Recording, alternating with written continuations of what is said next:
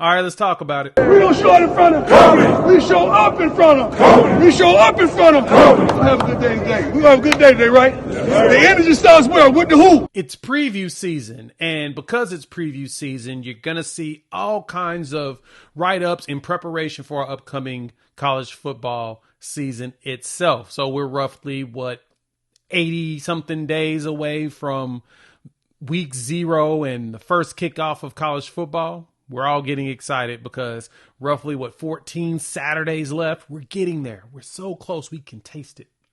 Because of that, because it's preview season, you're going to get all kinds of quotes and statements out there. And one of these quotes jumped out to you, boy. We got to talk about it as Coach Prime got trashed by an assistant coach in the Big 12. Right, an assistant coach had something to say.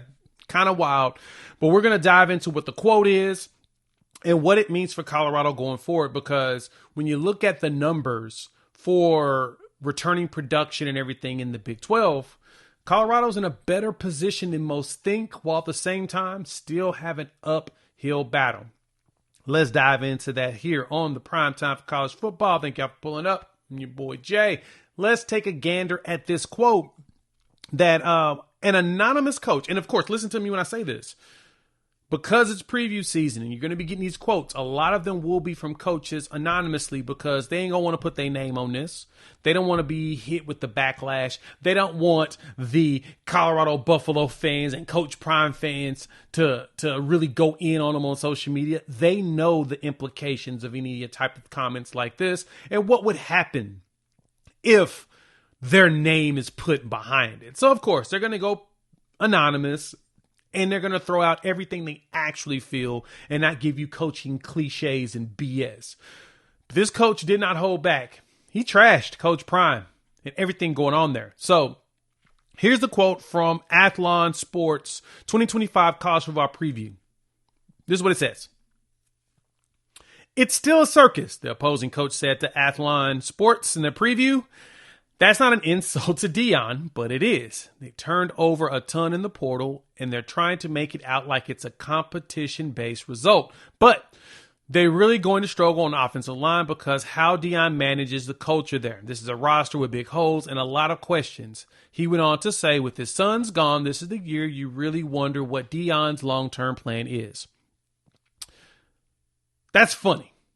I find it funny because we know Coach Prime's long-term plan. He just signed a 5-year, $56 million extension. He ain't going nowhere no time soon. That is the point of him signing the extension. He even said it himself. We talked about this in another video. Prime signed that extension quickly because he wanted to calm down all the naysayers on the recruiting trail who was using it as ammunition for negative recruiting. Prime's boys are gone. He's going to go to the NFL. Prime's going to leave. So you don't want to go to Colorado. So they quiet that down, signed the extension, and he also focused on making sure his assistant coaches got their bread too.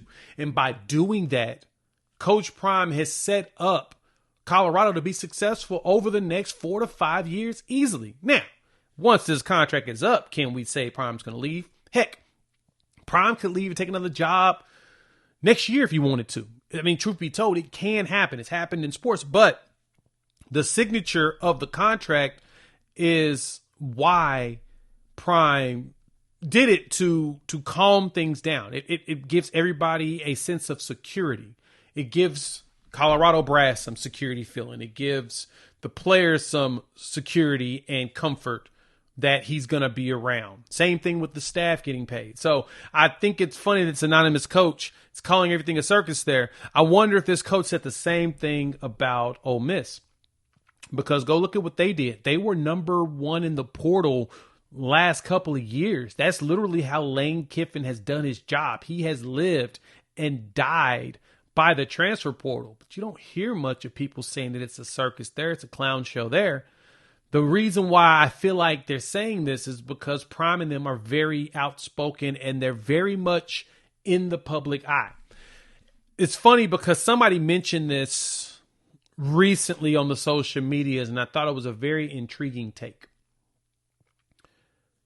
If you think about it, back in, the younger days of Shedeur as well as Shiloh and the Sanders family, they had that TV show where you got to see them behind the scenes.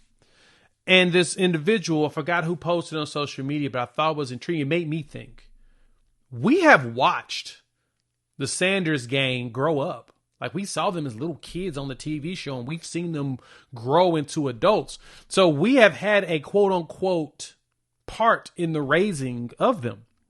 Not saying we were there doing the discipline and everything, but we were there watching them go through the days and ups and downs and everything of life. That, to me, changes, and it should change everybody's mindset and thought process around why so many people are so invested in them. We were there for so long, and it makes sense. I thought it was a very intriguing take, and I thought it was a smart take. But let me know what y'all think. Clown show, circus? Craziness. Well, I don't think a clown show or a circus would have a roster set up like this. Let's dive into this returning production and why I think Colorado is posed to have a really good year while at the same time still have that uphill battle that I mentioned before. Let's take a look at this. So ESPN dropped their SP Plus rankings as well as the winter and spring returning production. As y'all know, I'm a numbers guy. I enjoy this type of stuff. If you followed me anywhere else on the socials as well as here on YouTube, your boy Jay's big on the numbers. So I go look at them and I try to get an idea of where things are going and what things are. And so, for example, one good one to look at here is Colorado right now is sitting at 52 in the country. So they're kind of middle of the road program, just above average as far as the SP Plus go with the ratings around their offense, defense, and all of that. And their offense is sitting 41st in the country, 56th on defense, and special teams at about 114th. The special teams took a little bit of a hit. But this is really rankings around the computers and how they feel like Colorado will finish. We also remember Colorado also has, let me see, the win total that Vegas put is 5.5 right now. So it's about what it was last year, which is, of course, once again, pretty intriguing to see that there's not much of a big change for the Buffs at 5.5 that Vegas has. They think that they're going to be about the same. And then the Buffs went 9-4 last year, which of course blew that out the water. Won your boy some money because I put some money on the over on the win total. But then you look at the production here.